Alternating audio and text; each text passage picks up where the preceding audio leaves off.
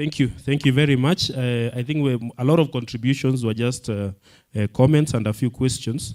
So I'll just respond to three issues. The first is on the oversight funds. A lot has been said, but I would also suggest that we look at the CDF judgment that came out of the Supreme Court. Actually, the Supreme Court was very detailed and very explicit on CDF and those types of funds, including the Affirmative Action Fund.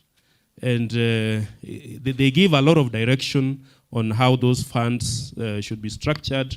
Otherwise, they risk being unconstitutional based on that judgment. Actually, the court ruled in a way, because the CDF issue had been in court for all the years, I think they decided to rule with some finality on CDF and even on the oversight fund that we are discussing. They gave some very clear direction that should be taken into mind with regard to structuring those funds.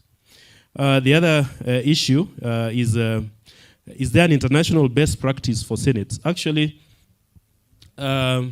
the upper houses, even as Honorable Kamar has just mentioned, their mode of composition, their nature of power is so varied, such that we just need to find. For instance, in Canada, the Prime Minister actually appoints senators. They are not elected. In South Africa, the National Council of Provinces is composed of representatives from parliament assemblies.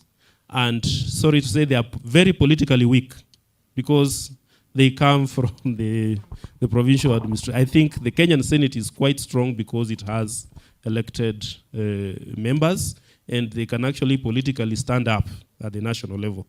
And so maybe it's just to look at and deeply understand our current roles and then enhance them. My last point on rejigging the role of the Senate. I know a lot has been achieved over the last 10 years, but as Senator Cheptumo mentioned, let's look at oversight and what we need to do, then have a detailed reflection and plan way forward.